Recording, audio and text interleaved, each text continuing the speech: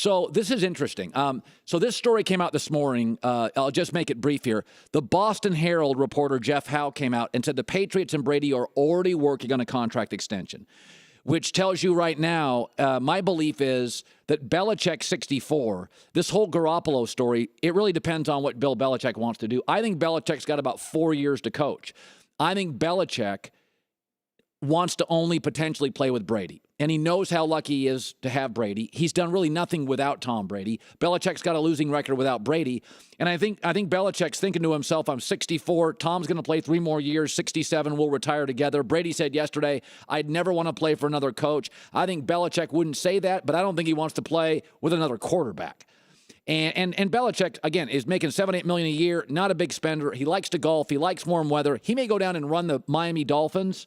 I mean, seriously, if you're asking me what Belichick would do post-Patriots, I'm thinking he'll do a Parcells. He may go to an organization with warm weather, play some golf, and be a general manager, and he'd do a really, really good job. I think coaching burns you out. You can be a general manager for a long time. I think coaching burns people out. It burned Bill Parcells out. Jimmy Johnson's a friend of mine. I've had numerous discussions with Jimmy Johnson off the air. Jimmy Johnson got burned out coaching in the NFL. Coaching burns you out. General manager, you can do that for 30 years. Rich McKay's been dealing with operations in football for Tampa and Atlanta for 30 years. He could do it until he died. Okay, so I think Belichick looks at it and says, I got about 3 years to coach here. And I'm going to be 67 years old. I want to go to warmer weather, and I want to golf, and there's no other Brady, and Garoppolo probably not going to sit here forever. So, but here's what's interesting. Here's something that hasn't been discussed really very much. One of the things about Brady that's remarkable is that I don't think this is discussed. Do you realize there's something called a salary cap hit? And this is where Brock Osweiler's a nightmare and Brady is a savant.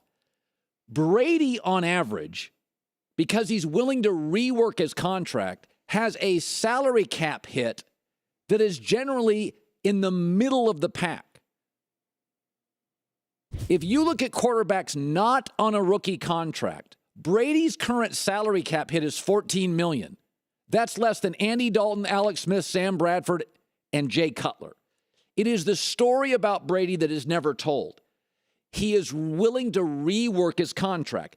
Now, the pushback is always this. Yeah, but his wife is rich. So what?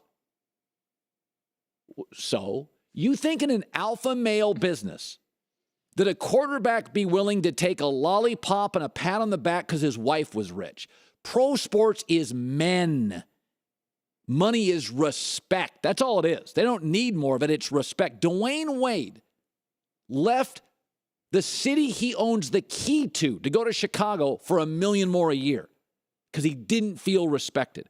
Kobe Bryant put his franchise in harm's way, already had $300 million in the bank because money was respect. Tom Brady is no different. He is an alpha male. He is the man.